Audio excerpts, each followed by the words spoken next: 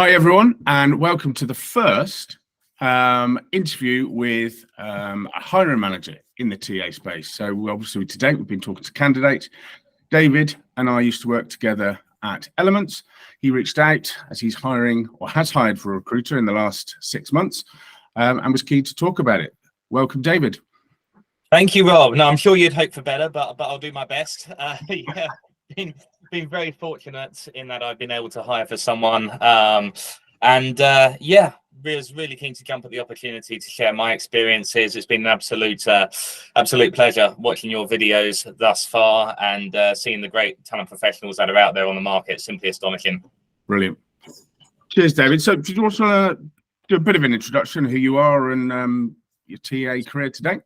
Yeah, sure. So I started in a typical boiler room agency environment, and yeah, as fun as it was, cold calling people for 7 hours a day, being shouted at incessantly by the director, it was clear that hiring just didn't have to be done that way. So joined a brilliant boutique agency called Oakwood after about a year there, and I spent 5 years at Oakwood learning how to do things the right way, relationships focused, talent acquisition. That was a lot of fun.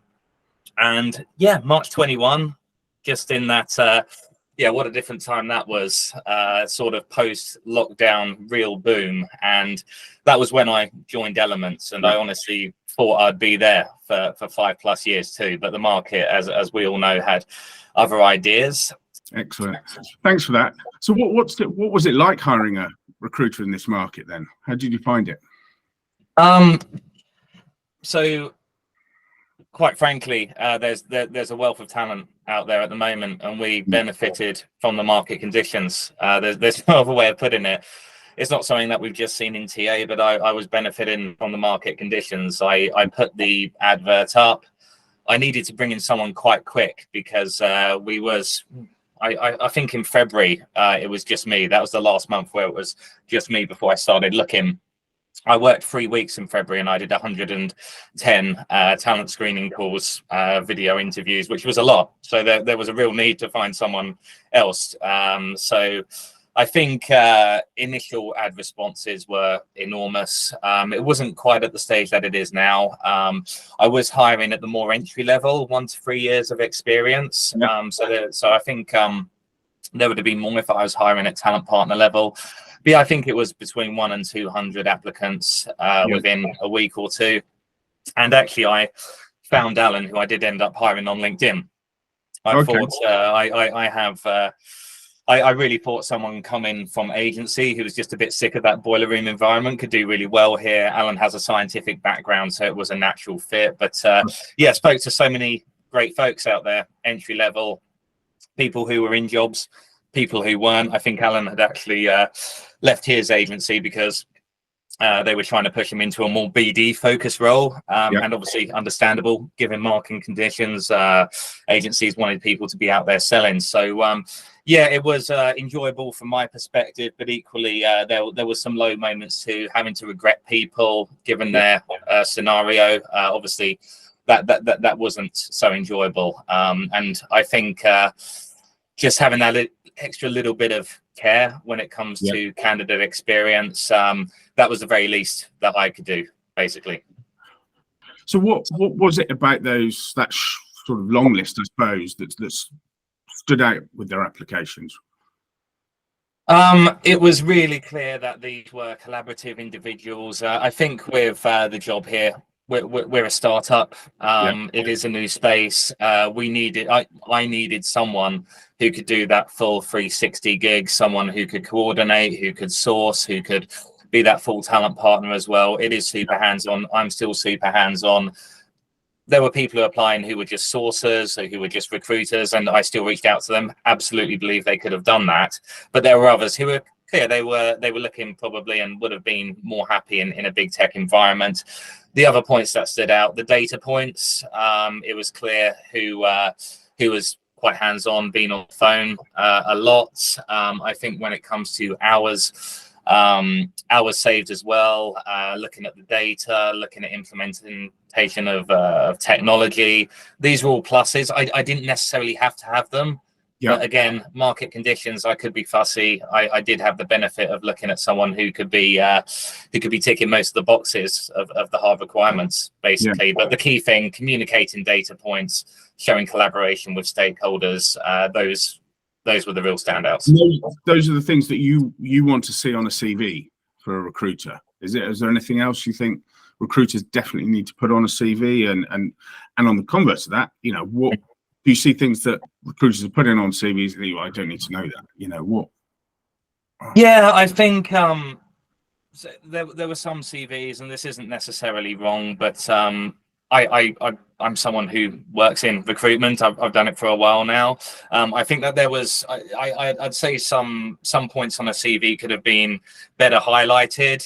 Some folks were using things like reviewing applications. I know that they're going to be doing that, or reviewing applications, posting job adverts.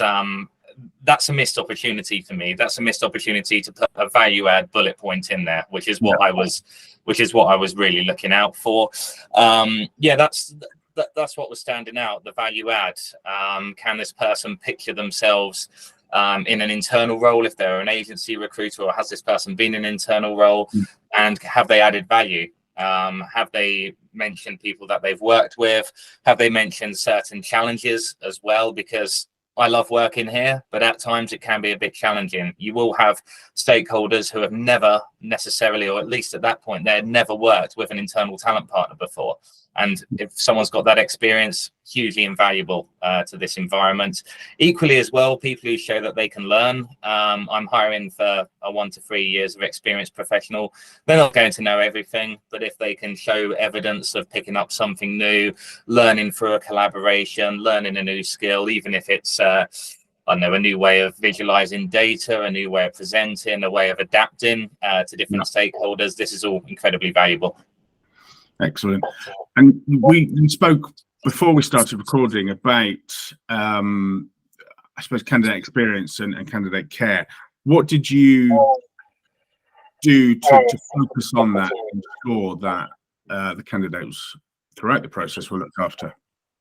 Yeah, I think the one point that I'd like to make, just in a general sense, the bar is so low when it comes to candidate care. People don't have huge expectations. There's not a huge amount to live up to, and the reasons behind that's another call. But little things like setting a small delay on the automated rejection emails.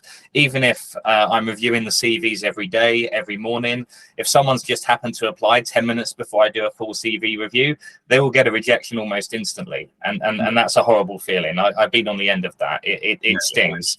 On the converse, though, don't delay it until the middle of the night in the weekend either. That just reeks of I don't care. Perhaps 1 or 2 working days, get it to send you in working hours. That makes a big difference, and I know it causes people a lot of pain based on the wider talent communities I'm in. That's a real pet peeve of folks. Equally, rejecting people who you've met, never an easy way of doing this. Reject them by email is my advice, with some bullet points on feedback, but the big but, offering a call if that's something that they would like to do.